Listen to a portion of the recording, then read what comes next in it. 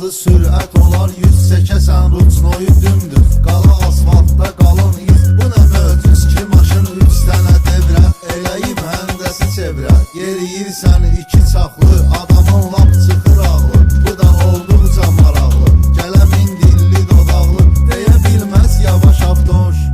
Yolda birim can güdürəm mən, maşını oradan südürəm mən. Bunu görsə də qayıb, məni saxlamır dayı. Çünki mənəm mən qaqaşaqdan. Çünki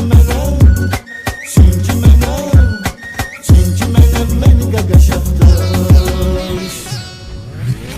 Canım ay məhlə uşağımız qaqaş avtoş. Canım ay məhlə uşağımız qaqaş avtoş. Kim əgər olsa maşında o itəcək huşu başında. Yığışıb 5 qaqaşında görüşür vədə başında. Bu yaşında sənə ancaq ki halaldır.